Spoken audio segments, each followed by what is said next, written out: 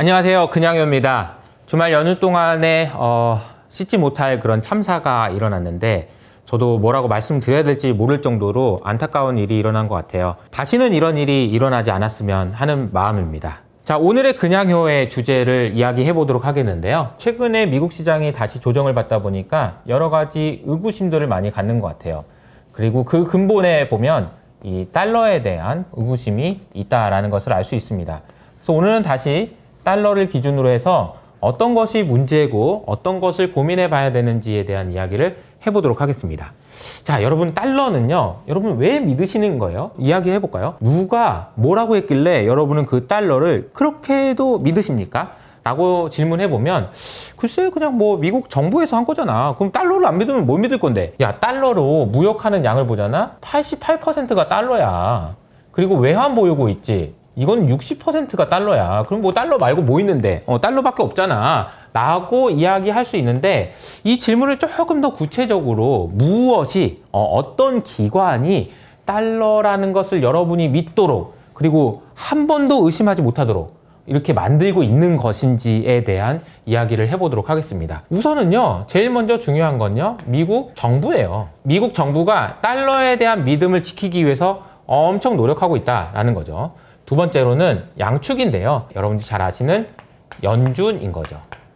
미국 정부와 미국 연준이 힘을 합쳐서 달러의 신뢰를 지키기 위해서 노력하고 있다라고 보시면 됩니다. 근데 여기서 여러분들이 한 가지 주목하셔야 될 부분은 절대 미국 정부는 연준에게 영향을 줘서 안 되고요. 연준도 미국 정부에게 영향을 주면 안 됩니다.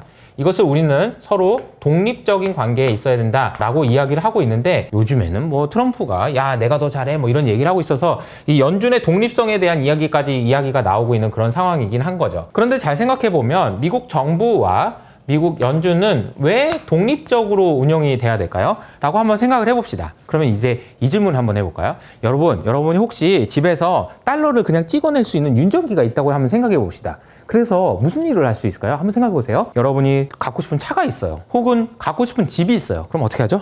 돌리는 거죠. 그냥 달러를 이렇게 찍어내는 거예요. 이렇게 찍어낸 다음에 이 찍어낸 거를 여기다 그냥 쫙 줘버리는 거죠. 아내가 돈을 찍어가지고 이불 속에 들어가서 남편한테 주는 겁니다. 그래서 남편이 그 돈 들고 가가지고 막 돈을 펑펑 쓰는 거예요. 이렇게 되면 어떻게 될까요? 사실 생각해 보면은 있을 수 없는 일인데 그런 일이 일어난다라면 달러를 믿을 수 있겠냐는 거죠. 근데 지금 현재 상황으로 보면 미국 정부와 연준은 각각 뭔가 모르겠지만 계속 의심을 하게 만드는 그런 상황이 연출되고 있다는 것을 알고 시작하도록 하겠습니다.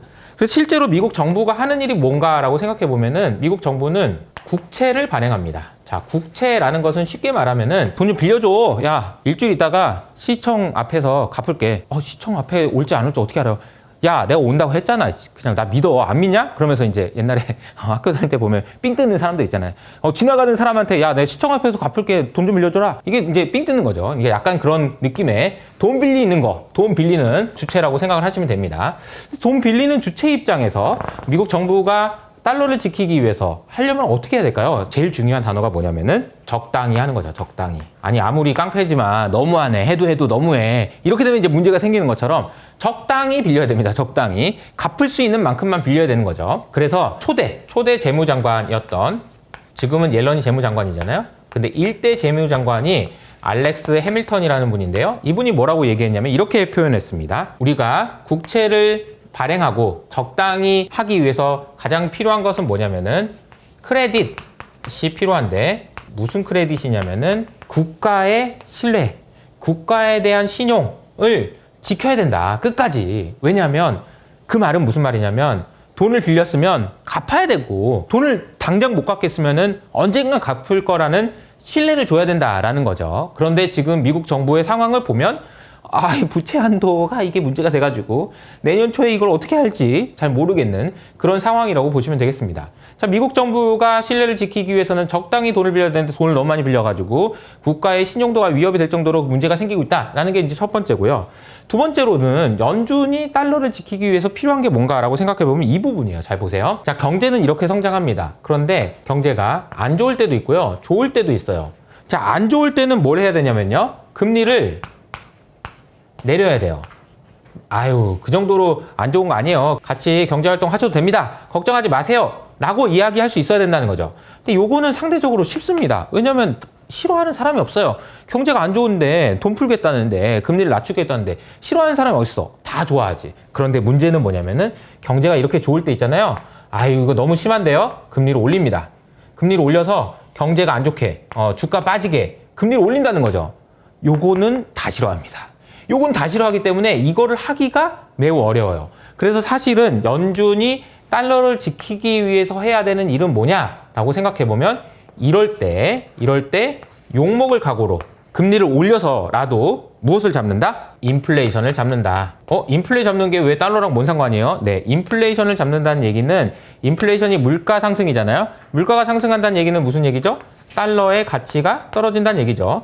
근데 물가가 적당히 오르면 모르겠는데 진짜 많이 오른대요. 그럼 어떻게 되는 거죠? 달러가 이렇게 떨어지는 거죠. 달러의 가치가 이렇게 떨어지는 걸 믿겠어요? 안 믿겠죠. 그러니까 연준이 해야 되는 일은 사실은 이 부분입니다. 남들이 다 좋다고 할 때도 어떻게든 아파도 욕먹을 각오로 금리를 올릴 수 있느냐? 이것이 사실은 어떻게 보면 달러를 지키는데 굉장히 중요한 역할이라는 거고 그것이 미국 정부와 독립성을 유지하고 있는지도 굉장히 중요하다라고 볼 수 있습니다. 그런데 이 부분들이 사실 최근에 많이 의심받고 있어요. 제가 말씀드렸던 이 내용들이 미국 정부도 그렇고 야 연준 믿을 수 있는 거냐 이거 파월 어떻게 되는 거냐 뭐 이러면서 이제 여러 가지 이야기들이 나오는데 그 중에서 제가 오늘은요 두 가지 이야기를 해보도록 하겠습니다. 연준에 대한 이야기를 할 때 굉장히 많은 용어들이 나오는데 헷갈려 하시는 분들이 많은 것 같아요. 그래서 제가 오늘은 이렇게 정리해 보도록 하겠습니다. 자, 연준의 자산이라는 것과 연준의 부채라는 것을 나누어서 설명드려 보도록 하겠습니다. 자, 이게 자산 그러면 이제 여러분 뭐죠? 자산 그러면 이거는 쉽게 말하면 내 거라는 거죠. 부채라는 건 뭐죠? 남의 거라는 얘기입니다. 자산이라고 쓰고 뭐라고 쓸 수 있냐면요. 나중에 받을 돈이라고 쓸 수 있습니다. 나중에 받을 거예요. 나중에 받을 거야. 지금은 안 받았는데 누가 준 건데 다시 돌아올 거야. 이게 나의 자산인 거고요. 부채는 뭐냐면요. 나중에 줄 돈이에요. 줄 돈. 이라고 할 수 있습니다. 그래서 받을 돈, 자산? 그러면 은행으로 따지면은 뭐라고 생각할 수 있냐면은 대출이라고 생각할 수 있고요. 줘야 되는 돈? 나중에 줄 돈? 그러면은 예금이라고 생각할 수 있는 거죠. 여러분은 은행 입장에서 생각해 보는 겁니다. 은행 입장에서는 내가 대출해주면 나중에 돈을 돌려받게 되는 거죠. 내가 나중에 받을 돈이니까 자산인 거예요. 예금하면은 내가 다른 사람한테 돈을 일단 받은 거죠. 그런데 나중에는 돌려줘야 되기 때문에 줘야 될 돈이고 부채인 거라고 보시면 됩니다. 자, 이렇게 정리하고 나서 최근에 나오는 여러 가지 용어들이 있어요. 그래서 이 용어들이 복잡하니까 여러분들 헷갈리고 사실 투자할 때도 야, 저게 뭐 어쨌더라 뭐 이런 얘기가 나오면 좀 벌벌벌 떠는 경향이 있거든요. 그래서 그 내용들, 용어에 대한 설명을 좀 드려보도록 하겠습니다. 우선은 자산 사이드에서 여러분들이 많이 들어보셨을 용어는 QE예요. 양적 완화인 거죠. 반대말로 하면은 이거는 QT입니다. 양적 긴축이에요. 이 두 가지 용어만 여러분들이 아시면 되는데 이 부채 사이드 그러니까 이제 연준이 미국 정부에게 돈을 빌려줘서 받을 돈이 있어 이건 알겠는데 나중에 줄 돈은 뭐야? 라고 할 때 이 용어들이 나오는데 용어들이 좀 어렵습니다. 여기에 첫 번째로 TGA라는 계정이 있고요. 두 번째로는 역 RP라는 게 있고요. 그리고 세 번째로는 뭐 그냥 리저브라고 할까요? 지급 준비금이라는 개념이 있습니다. 요거는 진짜 모르겠어요. 뭔 말인지 모르겠어. 그래서 요 용어까지 같이 한번 오늘은 싹 다 정리해 보는 걸로 하겠습니다. 자, 연준의 자산에 대한 설명을 하려면요. 2008년으로 가야 됩니다. 자, 2008년 금융위기 당시에 연준의 자산은 1조 달러였어요. 1조 달러였다라는 얘기는 무슨 얘기냐면요. 연준이 돈을 1조 달러만큼 밖으로 뿌린 다음에 나중에 받기로 한 돈이 1조라는 얘기입니다. 이때까지는 그냥 1914년에 연준이 태어난 이후로 거의 한 100년에 걸쳐서 1조 달러 정도까지 늘어났다라고 보시면 되는 거죠. 자, 2008년 금융위기가 터지니까 갑자기 전화가 옵니다. 버냉키 지금 돈이 너무 없어가지고 돈 좀 빨리 풀어야 될 것 같은데? 라고 한 사람이 있는 거죠. 누구죠? 미국 정부죠. 근데 버냉키가 얘기하겠죠. 근데 그 돈을 바로 쏴주면은 사람들이 의심할 텐데요. 야, 그러면 중간에 쿠션을 쳐서 은행에다가 네가 돈을 줘. 그럼 은행이 우리한테 빌려주도록 하자. 라고 해가지고 국채를 간접적으로 연준이 소유하게 됩니다. 그러면서 이제 자산이 늘어나요. 1차 때 한번 늘어나고요. 2차 때 한번 또 늘어나고 3차 때 한번 또 늘어납니다. 이거를 우리는 QE 1, 2, 3라고 하는데 재밌는 거는 QE1 때는요. 자, 이때까지만 할게요. 아이고, 우리 이거 언제까지 하겠어요? 그만할게요. 라고 얘기했었는데, 끝날 때쯤 되니까 주식시장이 난리가 납니다. 와, 연준이 이제 양적 완화 끝낸대. 그럼 우리 다 어떻게 되는 거야? 다 망하는 거 아니야? 라고 하다가 보니까, 알았어. 그러면 한 번 더 할게. 라고 하고, 두 번째도 이제 끝날 때쯤 되니까, 그럼 한 번만 더 할게. 근데 이번에는 날짜 정하지 않고 그냥 언제 끝날지 몰라. 라고 이야기를 한 다음에, 마지막에 이제 버냉키가, 끝나기 전에, 이를 그래도 끝내야 되겠지? 라고 하면서 이때 끝내가지고, 여러 가지 문제가 됐는데, 결과적으로는 연준의 자산이 4.5조 달러까지 증가하는 일이 생깁니다. 자, 이런 식으로 연준의 자산이 늘어나는 것을 양적 완화라고 이야기합니다. 양적 완화라는 것은 연준이 돈을 풀어서 그 돈으로 직간접적으로 미국 정부에게 돈을 주는 거라고 생각하시면 되고요. 이것이 유지되다가 이거 언제까지 계속 QE를 하면 사람들이 의심할 거 아니에요? 그래서 이제 한 게 QT가 되겠습니다. QT를 잠깐 했어요. 근데 QT를 하니까 또 이때도 난리 났는데 이때 얼마나 난리 났겠어요. 하루짜리 금리가 뭐 10몇 프로까지 올라가고 막 난리가 났어요. 그래서 당장 멈춰라. 그래서 다시 QE를 시작했었죠. 근데 이때는 QE가 아니라고 얘기했었죠. 이건 QE 아니고 다른 거야. 됐고 그냥 연준이 자산이 늘었어 줄었어 그럼 늘었어. 오케이 그럼 됐어. 돈 푼 거네. 이렇게 이제 이해하시면 되는데 어쨌든 이러다가 이제 코로나가 터진 거죠. 그래서 코로나가 터져서 이게 다시 9조 달러까지 상승하게 됩니다. 아니 이때까지는 우리 이거 그만하는 거야. 이거 맨날 하는 거 아니고 조금만 했다가 그만둘 거야 라고 생각하다가 안면 몰수하고 지금 코로나인데 난리 났어. 돈 풀어버린 거죠. 그러면서 화폐 가치 급락하고 여러 가지 많은 일들이 있었다라고 보시면 되고요. 그리고 나서 이제 다시 QT 좀 할까라고 하고 최근에는 6.9조 달러까지 내려왔다라고 이해하시면 되겠습니다. 지금은 그러니까 QT가 진행되고 있는 구간이다라고 보시면 되겠네요. 자, 그러면 6.9조 달러가 어떻게 운영되어 있는지만 좀 볼까요? 6.9조 달러는요. 첫 번째, 미국 국채 보유가 4.6입니다. 자, 그러니까 미국 정부한테 받을 돈이 4.6 있다는 얘기예요. 플러스 MBS입니다. 부동산과 관련된 대출이라고 보시면 되는데 요게 2.3 정도 됩니다. 잠깐만, 부채 MBS 이게 뭐지? 페니메라고 하는 사실상 국가 정부예요, 그냥. 어쨌든, 이름만 바뀐 거지. 미국 정부한테 돈 빌려준 거 돈이 합치면은 6.9조 달러 가까이 된다는 얘기입니다. 그리고 또 하나 있어요. 뭐가 있냐면은 대출도 있어요. 아니, 미국 정부, 연준이 무슨 대출을 해줘? 0.01조 달러 정도 됩니다. 아주 미약하긴 하지만 언제 있었는지 생각해 보시면 SVB 은행이 터졌을 때 있잖아요. SVB 은행이 터졌을 때 연준이 도와줬죠. 야, 내가 도와줄게. 대출해줄게. 나중에 갚어. 라고 하는 순간 때문에 이제 시장이 많이 진정돼가지고 대출도 있다. 그래서 이제 정리를 해보면 자산 사이드는 이렇게 됩니다. 연준이 뭐라고요? 받을 돈이에요. 나중에 누군가한테 대출해준 개념이라고 이해하시면 됩니다. 여기 미국 국채와 MBS 대출, 실제 대출이 있는데 요거 합치면은 6.9조 달러다. 근데 지금은 줄이고 있다. 뭐 긴축해 왜 이렇게 무섭게. 이렇게 정리를 하면 될 것 같습니다. 그런데 요즘에 이제 나오는 용어들이 이게 뭐 요즘에 역 RP가 어쩌고 TGA가 어쩌고 리저브가 어쩌고 말이 많이 나오는데 물론 중요한 얘기입니다. 그러나 제가 생각할 때 시장에서 증폭되어 있는 정도만큼 중요하진 않은 것 같아서 그 설명을 좀 드려보도록 할게요. 이게 이제 19년으로 들어가야 되는데요. 19년에서 20년 사이에 코로나 직전에 여러 가지 이야기들이 많이 있지만 이때부터 이제 갑자기 증가해서 요즘에 많이 떨어진 요게 하나 있어요. 이게 뭐냐면은 이게 역 RP입니다. 근데 이거 좀 QE도 모르겠고 QT도 모르겠는데 무슨 역 RP는 또 뭐야? 근데 TGA는 또 뭐야? 이렇게 생각할 수 있잖아요. 근데 이제 이 부분을 쉽게 설명드리려면 이렇게 설명드리면 돼요. 제가 말했죠. 연준이 부채다라는 얘기는 연준에서 나중에 줘야 될 돈이라고 할 수 있는 거고 그걸 은행에 비유하자면 그냥 예금이라고 할 수 있는 거예요. 물론 이 항목들이 예금이냐? 예금 아니에요. 하지만 여러분들이 이해를 돕기 위해서는 그냥 이거 각각 다 예금이다. 연준이라는 은행에 맡긴 예금이다라고 이해하시는 게 이해가 쉬워요. 그러니까 이제 그냥 간단하게 설명드린 거라고 보시면 됩니다. 이거 가지고 또 죽자 살자 달려지지 마세요. 야, 여갈피가 왜 예금이냐? 여금 아니라고. 근데 예금이라고 생각하고 들어보세요. 그러면 이해가 쉽습니다. TGA라는 계정은요. 미국 정부가 연준에게 맡긴 그냥 예금이에요. 이렇게 이해하시면 됩니다. 역 RP는 뭐냐면요. 은행이 아닌 곳에서 MMF에 돈이 들어오는데 어떻게 연준에다 맡겨서 이자 받아야지 라고 한 거 그냥 역 RP라고 생각하시면 됩니다. 리저브는 뭐냐면요. 이거는 은행이라고 생각하시면 됩니다. 은행이 연준에다가 맡긴 돈이라고 생각하시면 돼요. 이것도 사실 얘기하다 보면 초과 지준이고 여러 가지 말이 있어요. 근데 이거 됐고요. 그냥 은행이 연준에다 맡긴 돈이라고 생각하시면 됩니다. 이렇게 이제 지준이라는 곳이 여기 있고요. 그리고 최근에 이슈가 되고 있는 TGA 계정이 또 여기 있습니다. 그래서 이걸 가지고 야 이게 사실 보니까 야 알고 보니까 이게 늘었대더라. 이게 줄었어. 이게 그래가지고 지준이 늘었는데 이게 줄면 어떻게 되고 GDP 어떻게 되면 어떻게 된대더라. 뭐 근데 제가 생각할 때는 그게 그렇게 중요한 건가? 그래서 잘 모르겠습니다. 극단적으로 얼마 전에 이제 보면은 최근에 이제 막 지준에서 지준이 막 늘어나면 주가가 오르고요. 지준이 빠지면 주가가 빠져요라고 얘기했는데 글쎄요. 제가 이제 자료 화면에 보여드리겠지만 진짜 그런 건가? 딱 한 1년 정도 맞았어요. 지준이 올라가면 주가가 올라가더라고요. 지준이 빠지면 주가가 빠져요. 근데 요즘엔 지준이 빠졌는데도 주가가 올랐거든요. 그러니까 사실 이걸 가지고 설명하는 이 부채 사이드가 뭐가 어떻게 돼서 옐런이 어떻게 됐고 막 이런 얘기가 물론 이 용어들을 잘 아시고 이런 부분들을 설명해 주신 분들한테는 중요하겠지만 제가 볼 때는 그렇게 중요한 건가?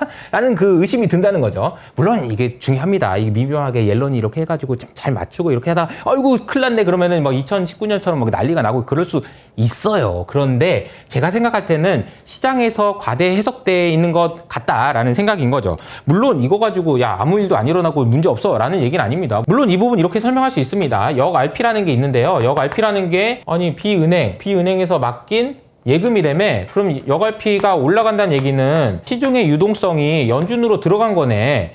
그러면은 긴축인 거네. 그리고 이게 빠지면은 시장의 유동성이 오히려 늘어나겠네. 연준에서 돈이 빠져나와서 시장으로 들어오니까. 근데 역 RP가 다 떨어졌어? 그럼 이게 여력이 없는 거네. 라고 생각할 수 있습니다. 맞아요. 그 말이 맞아요. 그런데 잘 생각해 보세요. 그래? 그런 문제가 있어? 그래서 만약에 시장이 흔들려? 그럼 야 이거 그만해라. 이러면 이 얘기가 다 무용지물이 돼버린다니까요. 사실은 이 자산 사이드에서 어떻게 되느냐가 훨씬 더 중요한 거지 부채 사이드에서 이게 늘었는데 저게 줄은 것 같아서요. 이게 어떻게 됐다. 사실은 그렇게 큰 영향이 없는 것 같다라는 생각이 듭니다. 그러면 이제 결론적으로 이제 이야기를 해봐야 되겠죠. 제가 생각할 때는 트럼프가 취임하기 전까지 미국 시장이 조정 가능성이 있습니다. 저도 그 가능성에 대비하기 위해서 효친클럽에서 어떻게 했으면 좋겠다라는 이야기를 하고 있어요. 하지만 이 내용이 뭐 대단한 건 아니다 라는 말씀을 드린 거고요. 요거 때문에 빠질지 뭐 부채 한도가 문제가 돼서 빠질지 뭐 금리가 어떻게 돼서 빠질지 그거는 잘 모르겠지만 불안한 건 맞다. 그런데 제가 생각할 때 중요한 거는 이것보다 더 중요한 건 뭐냐면 그냥 또 다시 AI인 것 같다 라는 이야기예요. 야 지겹다. AI 또 AI냐? 라고 생각하실 수도 있는데 이런 식으로 연준이 이런 식으로 미국 정부가 달러의 신뢰를 지키기 위해서 여러 가지 노력을 하고 유동성을 조절하고 하지만 결국은 기업이 움직이지 않으면 말짱 꽝이에요. 아무리 뭐 금리를 내리고 양적 완화를 하고 뭘 해도 기업이 움직이지 않으면 안 되는데 지금 기업은 혈안이 돼가지고 돈을 움직이고 있다는 거죠. 실제로 하이퍼스케일러라고 할 수 있는 빅테크들이 2023년 그러니까 작년이죠. 작년에 투자한 규모를 보니까 1,500억 달러더라고요. 1,500억 달러. 그런데 2025년 내년에는요. 이 돈이 3천억 달러로 2배 정도 증가할 거라고 보여지고 있는 것 같습니다. 이게 3천억 달러가 어떤 의미인지를 생각해 봅시다. 나의 매출은 다른 사람들의 투자예요. 미국의 빅테크들이 투자를 해주니까 브로드컴 같은 회사의 매출이 늘어납니다. 3천억 달러만큼 매출이 늘어났다고 해볼까요? 그러면 이 회사들이 이익이 되게 많이 나거든요. 이게 매출이에요. 3천억 달러의 매출이 나는데 사실은 엔비디아는 뭐 70% GPM이 나오는데 그 정도가 아니고 그냥 30%라고 잡읍시다. 3분의 1이라고 잡아도 900억 달러잖아요. 순이익이 900억 달러가 나요. 그런데 이런 회사들은 막 밸류에이션이 막 20배, 30배, 막 40배까지 간단 말이에요. 근데 그렇게 하지 말고 한 30배까지만 할까요? 그러면 얼마가 나오냐면 2.7조 달러가 나옵니다. 이 정도의 투자 금액이 결론적으로 시가총액으로 환산해보면 이 정도가 될 수 있다. 뭐 대충 계산한 거지만 근데 이 정도가 어느 정도 규모냐 최근에 엔비디아의 시가총액이랑 거의 육박하는 정도의 수준이다라는 거죠.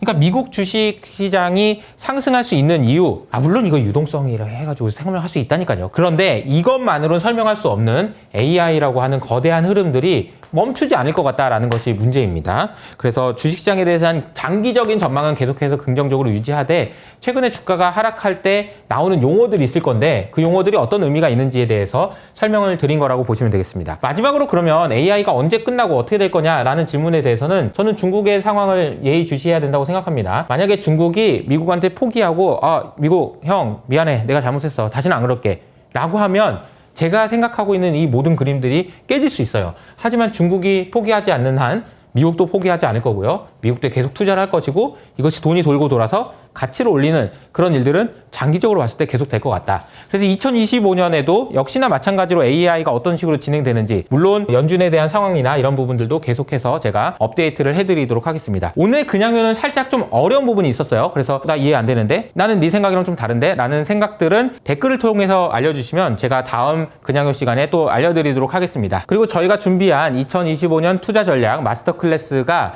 책의 한정 수량으로 지금 판매를 하고 있는데요. 책이 몇 권 남지 않았다는 제보가 들어왔습니다. 관심 있는 분은 밑에 있는 댓글을 통해서 꼭 확인해 주시길 바라면서 저는 여기서 인사드리도록 하겠습니다. 지금까지 그냥요였습니다.